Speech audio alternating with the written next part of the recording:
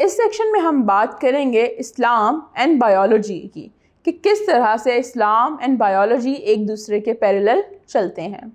Being Muslims ہمارا یہ فرم blue ہے کہ یونیورس میں جو کچھ بھی ہے، جتنا نالج بھی ہے، وہ اللہ تعالیٰ نے اتارا ہے.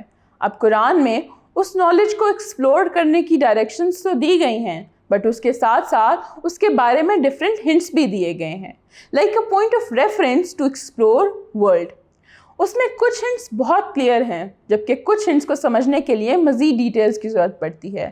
لیکن Quran speaks very clearly about life and creation of life, جو کہ بعد میں بایولوجی کے نالج کے مطابق بھی بالکل ایکوریٹ ہیں. Biology says that water is the essence of life. And ہم اس بات سے اگری بھی کرتے ہیں کہ واٹر لائف کی ایگزسٹنس اور سپورٹ کے لیے موسٹ امپورٹنٹ اینٹی ہے. This world is 70% water. Living organisms are made up of cells that are majority 70 to 90% of water. اب قرآن میں اللہ تعالیٰ فرماتے ہیں کہ we made everything from water. So example کا مقصد آپ کو یہ بتانا ہے کہ جو نالج بایولوجی نے بعد میں ایکسپلور کیا، اس کے hints hundreds of years ago قرآن میں پہلے ہی دے دیے گئے تھے. There are also hints in Quran about کہ انسان کو کیسے پیدا کیا گیا اور کیسے اس کی ڈیولپمنٹ ہوتی ہے. Quran also mentions کہ کس طرح سے آرگینزم ڈفرینٹلی کلاسیفائی کیے گئے ہیں at the time of their creation. جیسے کہ کچھ پانی میں رہتے ہیں and they crawl on their bellies like a crocodile، اور کیسے کچھ آرگینزم 2 لیگز پہ چلتے ہیں اور کچھ 4 پہ.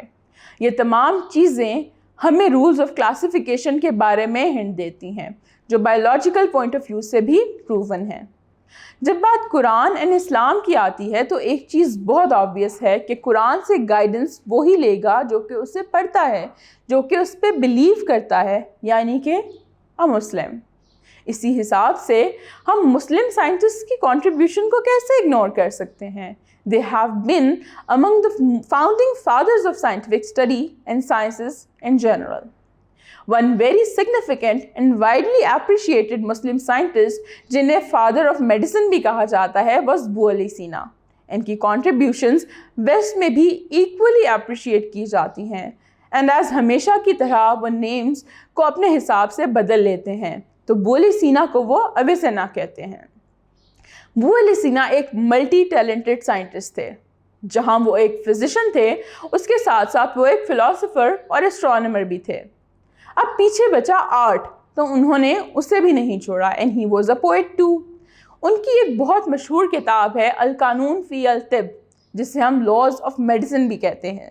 یہ کتاب ایک عرصے تک میڈیسن کی بکس کا سٹینڈرڈ کنسیڈر کی جاتی رہی ہے، and not here but in Europe and west as well. اس کے بعد ایک اور فیمس نیم ہے عبد الملک اسمائی، جو کہ پہلے مسلم سائنٹسٹ تھے جنہوں نے اینیملز کو ڈیٹیل میں اسٹڈی کیا. He wrote several books about camels, horses, or overall animals and the creation of man as well. Now we have studied how beautifully our religion connects our daily lives to science and has provided clear hints towards the discoveries that science made later. اور اگر یہ غور کیا جائے تو science اور religion ایک دوسرے سے کمپلیٹلی کنیکٹڈ ہیں. ایٹ دا سیم ٹائم ہمارے مسلم سائنٹسٹ کی کنٹریبیوشن بھی اپریشیبل ہیں اور سائنٹیفک سوسائٹی میں وائڈلی ایکسیپٹڈ بھی ہیں. These scientists should be inspiration for us.